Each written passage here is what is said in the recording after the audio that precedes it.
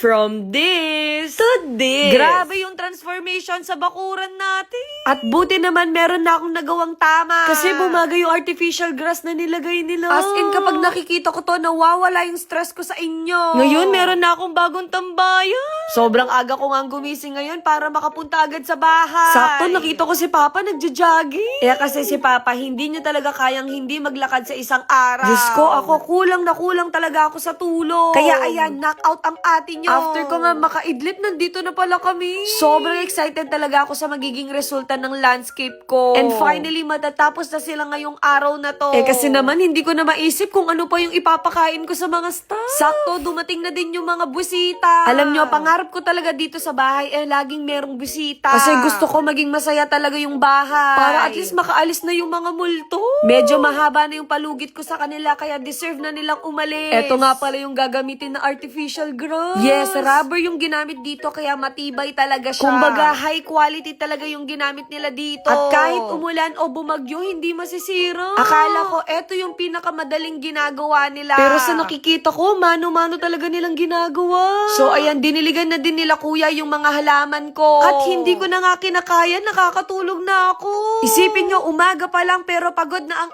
atin nyo. Aminin nyo, ibang-iba talaga kapag artificial grass yung nilagay. As in, ang sarap niya sa mata. Maaliwalas ng tignan yung bakuran. At kahit magtapak ka, hindi talaga siya masakit. What if dito kami mag-picnic, no? At para siguradong hindi sila aangat, pinako na din nila. Sigurado maraming magtatanong kung bakit artificial grass yung pinili ko. Sa totoo lang, hindi ko talaga choice na piliin yung totoong damo. Sinabi ko naman sa inyo, mahilig talaga ako mag-travel kaya wala kaming time mag-delete. Baka magtaka ako, after ko mag-travel, kalbo na yung damo ko. At least dito, low maintenance lang siya, hindi ko na kailangan diligin. Sana all nadidiligan. Ngayon, naglalagay na sila ng grass dito sa hallway. Kasi dito madalas dadaan yung mga busita. Nako, sana magustuhan nyo yung ginastos natin dito, no? Hindi ako galit, nagpapaliwanag lang. Speaking of busita, meron na naman dumating. At nabigla ako, nagpadala pa sila ng pagkain. Na para bang birthday ko sa sobrang daming pagkain. Nakita daw kasi nilang video ko, lagi na lang daw akong umu-order. At least ngayon, kakaiba naman yung kakainin ng mga trabahador dito.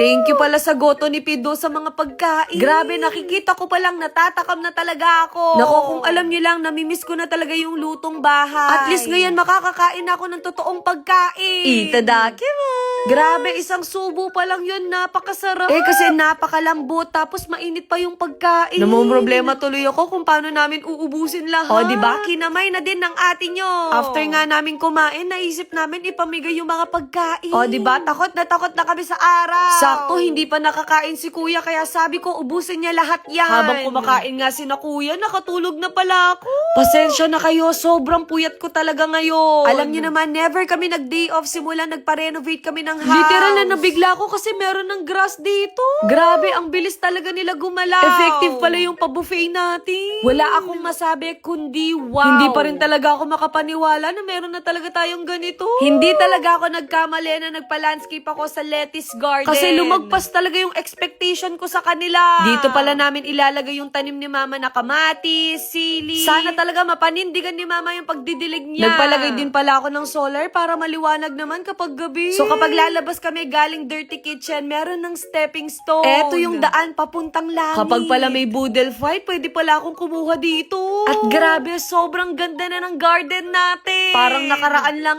lupa lang to ate. Nako, kapag nakita nila mama to, magugustuhan talaga nila. Kasi dati pinapangarap lang namin to, ngayon meron na din kami. Sabi ko naman sa inyo, mangarap lang kayo kasi soon kayo naman na magkakaroon. Ayun lang, bye!